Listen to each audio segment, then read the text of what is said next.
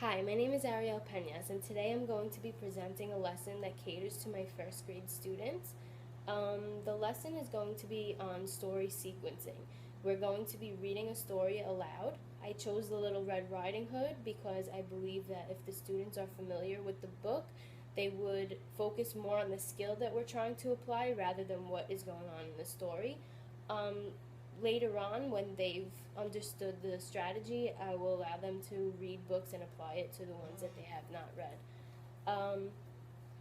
So what we'll be doing is reading the story aloud as a class, recalling important events that occurred, and then putting them in order from beginning, middle, and end. The three theorists that I believe would agree with my lesson would be Maria Montessori, Erik Erikson, and Howard Gardner. Maria Montessori, I believe, would agree with my lesson because for the homework aspect, for example, the students are able to work at their own pace.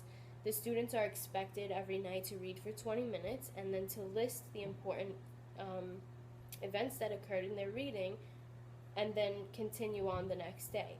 A student can finish a book in 3 days, whereas another student will take a week, and that's perfectly fine. They're allowed to work at their own pace, and when they do complete a story, they will then make their story maps. It integrates art, hands-on learning, there's pictures, there's drawing. It's creative, and I think they'll enjoy it, and I do believe that Maria Montessori would agree with that aspect of the lesson as well. The students also get to choose the books that they're reading, which I believe she would agree with as well. Erik Erikson, I believe, would agree with my lesson in that his theories are that from infancy to late adulthood, we go through different stages. We learn different things, we face different challenges, and we master them, and then move to the next stage.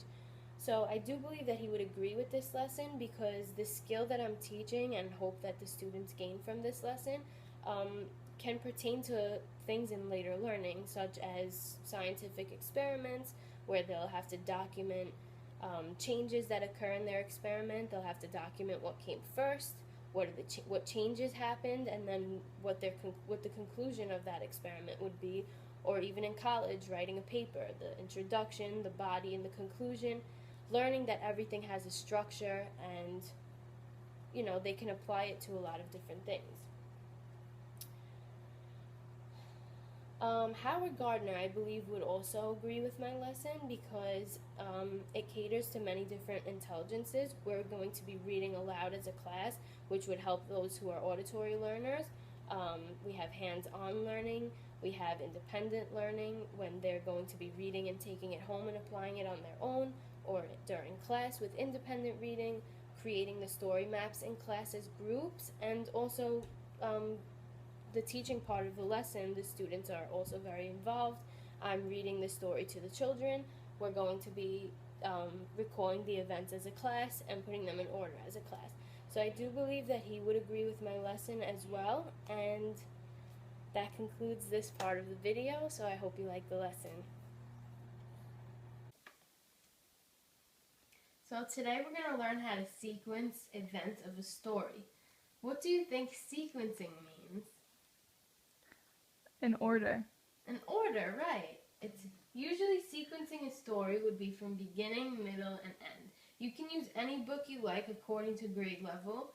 Today we're going to be using Little Red Riding Hood. So I'm going to read you the story, and then afterwards we can brainstorm events and put them in order to sequence our story and create a story map. One sunny day, Little Red Riding Hood set off to visit her grandma with a basket of food. "Be careful not to wander from the path," said her mother, "and don't talk to any strangers." Little Red Riding Hood promised to be careful and waved goodbye. The little girl soon forgot her promise and wandered from the path to pick up some pretty flowers. Suddenly, a wolf jumped out of behind a tree. "Where are you going, little girl?" he asked. "To my grandma's to give her some food," replied Little Red Riding Hood. The wolf grinned and licked his lips. The wolf had a plan. He quickly ran to Grandma's house and knocked on the door. "Who is it?" called Grandma. "It's me, Little Red Riding Hood," said the wolf in a high voice. Grandma opened the door. The wolf burst in and gobbled her up. He put on her clothes and got right into her bed. It wasn't long before Little Red Riding Hood arrived at Grandma's house. She knocked on the door. "Who is it?" called the wolf in a squeaky voice. "It's me, Little Red Riding Hood," said the little girl. "I brought you some food. Come in," the wolf replied. Little Red Riding Hood entered the house and put down her basket. She walked over to the bed. "Grandma," she cried, "what big eyes and ears you have! All the better to see and hear you with, my dear," said the wolf. "Come closer so that I can see what treats you have brought for me." Little Red Riding Hood moved closer and sat beside the bed.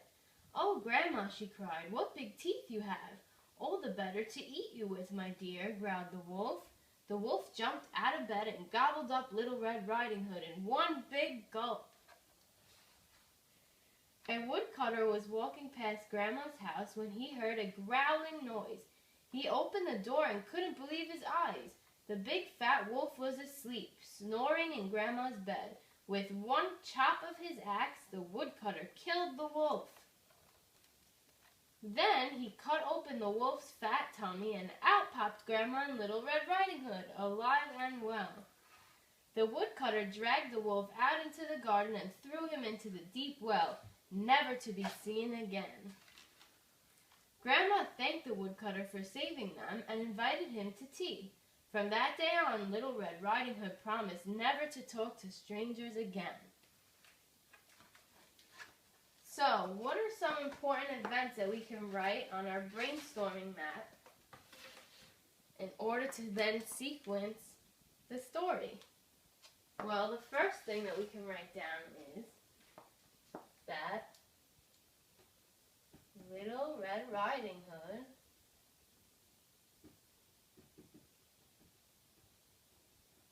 was visiting Grandma. It doesn't have to be in order right away as you're brainstorming. Just try to figure out the most important facts and most important events that happen, key details that you can write down in order to put everything together at the end. Right now it's just brainstorming. So what else can we put on our web, Amy? Grandma was eaten. Grandma was eaten, right.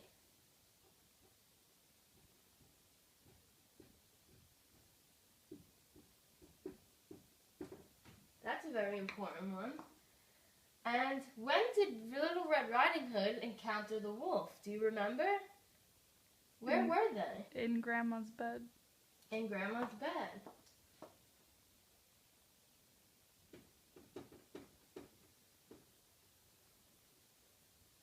Also,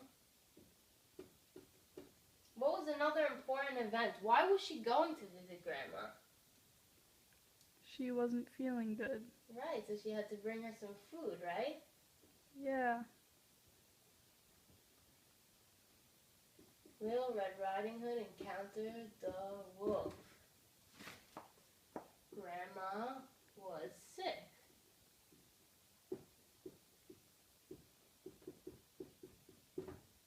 You can also look back into the story to find examples if the story is available for you, which it usually should be.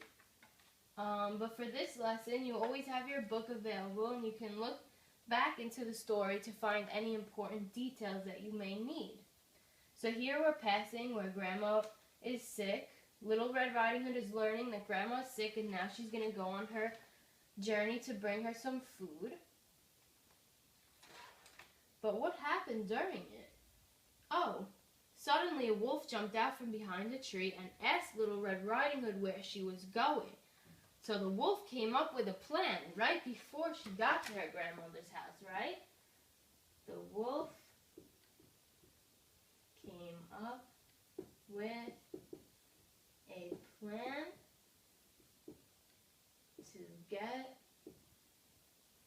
to get the food and to eat Red Riding Hood.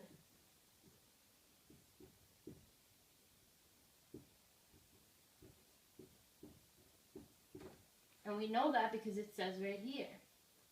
The wolf had a plan. He quickly ran to Grandma's house and knocked on the door. But before that, when he encountered her, he said, "Where are you going, little girl?" "To my grandma's to give her food," replied Little Red Riding Hood. The wolf grinned and licked his lips. We know that he was coming up with some kind of plan to get Red Riding Hood. Something important was going to happen after that, right? Also, what else did the wolf do? The wolf snuck into Grandma's house before Little Red Riding Hood, right? Yeah.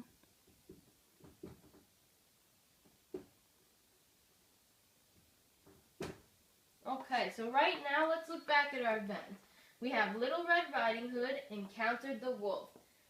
The wolf snuck into the house. Little Red Riding Hood was visiting Grandma. Grandma was eaten. Wolf came up with a plan to get the food and to eat Little Red Riding Hood and Grandma was sick. Now, if we wanted to put these in order, which one came first? Grandma was sick. Grandma was sick, right? So we can put a 1 right over here. Grandma was sick. What happens next? We have Little Red Riding Hood encountered the wolf. The wolf snuck into the house. Little Red Riding Hood was visiting Grandma. Grandma was eaten. Or Wolf came up with a plan to eat Little Red Riding Hood and Grandma. Little Red Riding Hood was visiting the grandma. She went to go visit, right?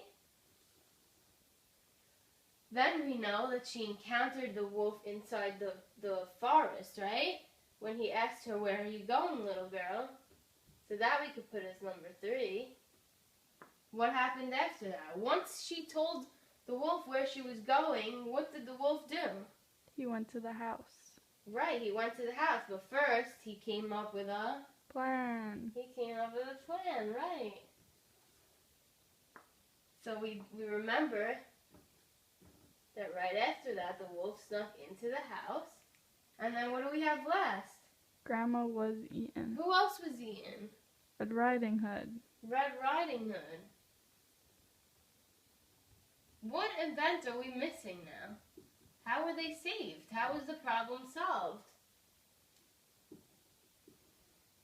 Well, we know that somebody came and chopped open the wolf's tummy, right? The wood chopper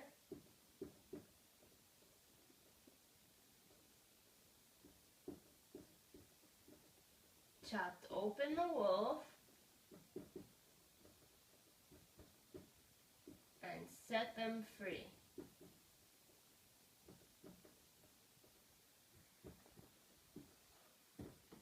So these are the most important events of the story. We're able to tell and summarize the whole story while using our key events. Without these events, we wouldn't be able to summarize a story. A summary of a story is the beginning, the middle, and the end, the most important highlights. So what we have was, what was the conflict? The conflict was that Grandma was sick, and Little Red Riding Hood had to bring food to her grandmother's house. But on the way, she was encountered with an evil wolf. The bad wolf came, and he followed her all the way to her house. He took the food, he ate Little Red Riding Hood, and he ate her grandma. That was another conflict that happened. And how did they get out of this conflict? The wood chopper came, cut open the wolf's stomach, and let them go. And that's the story of Little Red Riding Hood. So what we're going to do here is, for our story maps, you're going to create your own story map, however you want to design it. And all it should say is you should take your first 2 or 3 facts, however many you want to include is okay, and make sure that you order it from beginning, middle, and end, just the way we did here. We have 1 and 2 would be our beginning. Our middle would be 3, 4, and 5.